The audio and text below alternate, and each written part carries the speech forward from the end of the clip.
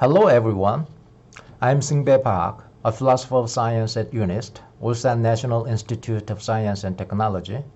In this video, I briefly summarize Chapter 6 of my book, Embracing Scientific Realism. The target viewers of this video are the philosophers of science who have already published and aim to publish more on scientific realism. Different philosophers formulate scientific realism and anti-realism differently. Some formulations generate voluminous debates, while other formulations don't. What makes some formulations fertile and other formulations infertile? What is the distinctive feature of fertile formulations? There are different kinds of formulations, and rival discussants are engaged in different kinds of debates under the different kinds of formulations. What kinds of debates are they engaged in? This chapter aims to answer these questions. Let me first distinguish between formulational and epistemological debates. A formulational debate concerns how realism and anti-realism should be defined. By contrast, an epistemological debate concerns whether we have enough evidence for a position defined in a certain manner. Let me compare Putnam's formulation and Van Fraassen's formulation. According to Putnam, realism is the view that a theory is true or warranted, and anti-realism is any view that opposes realism. According to Van Fraassen, scientific realism is the view that science aims to give us in its theories a literally true story of what the world is like, and acceptance of scientific theory involves the belief that it is true. Constructive empiricism is the view that science aims to give us theories which are empirically adequate, and acceptance of theory involves as belief only that it is empirically adequate. Putnam's formulation triggered formulational debates. Ever since Putnam defined realism as the view that successful theories are true, other philosophers proposed alternative definitions of realism. Some realists propose that successful theories making novel predictions are true. Other realists propose that successful theories that cohere with each other are true. Putnam's formulation triggered epistemological debates. Realists constructed several arguments to show that successful theories are true or warranted. Anti-realists constructed many arguments to show that successful theories are false or unwarranted. Van Fraassen's formulation generated formulational debates. Richard Healy constructs an alternative to constructive empiricism that he calls destructive empiricism. It holds the science aims to give us theories, some of whose observational consequences are true, and acceptance of a theory involves as belief only that some of its observational consequences are true. I think destructive empiricism is a legitimate alternative to constructive empiricism, whereas Healy thinks it is not.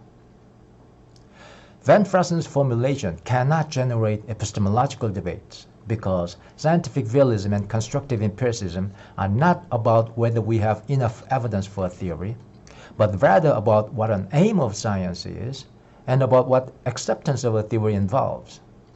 However, Van Fraassen's formulation can generate psychological debates, debates over whether acceptors of a theory believe that the theory is true or empirically adequate. Let me distinguish between wide and narrow formulations of realism and anti-realism.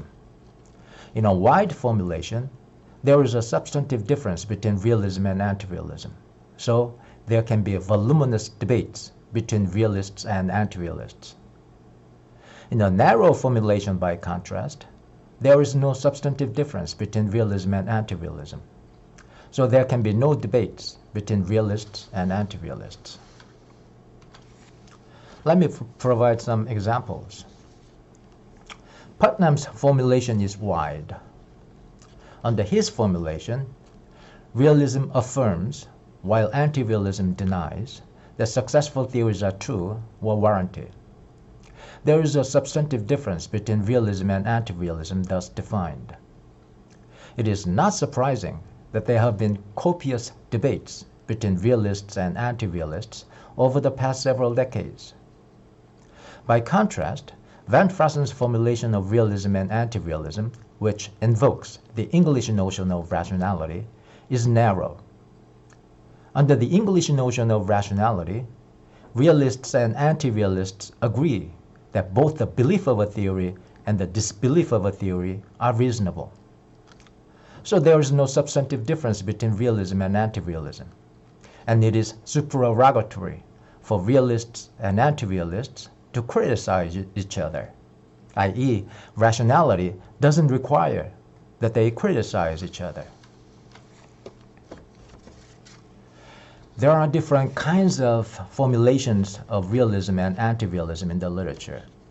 They are what I call the epistemic formulation, the attributive formulation, and the conditional formulation. They are intended to reveal different aspects of science. Let me go over them one by one. The epistemic formulation specifies two rival views about how much evidence we have for a theory. Epistemic realism asserts that we have sufficient evidence for believing that a theory is true. By contrast, epistemic empiricism asserts that we have sufficient evidence for believing that a theory is empirically adequate, but not for believing that it is true. The attributive formulation specifies two rival views that attribute different beliefs to acceptors of a theory. Attributive realism asserts that acceptance of scientific theory involves the belief that it is true. And attributive empiricism asserts that acceptance of a theory involves as belief only that it is empirically adequate. Attributive realism attributes to acceptance of a theory the belief that the theory is true, while attributive empiricism attributes to them the belief that the theory is empirically adequate. The conditional formulation specifies two rival views that propose different conditions under which scientists can accept a theory. To accept a theory is to adopt a policy of using it for scientific purposes. Conditional realism asserts that scientists can accept a theory provided that they have evidence for believing it is true. Conditional empiricism asserts, by contrast, that scientists can accept a theory provided that they have evidence for believing that it is empirically adequate. The epistemic, attributive, and conditional formulations are intended to reveal different aspects of science, and rival discussants are engaged in different kinds of debates under these different kinds of formulations. Under the epistemic formulation, realists and empiricists are engaged in a debate over how much evidence we have for a theory. Under the attributive formulation, realists and empiricists are engaged in a debate over what acceptors of a theory believe.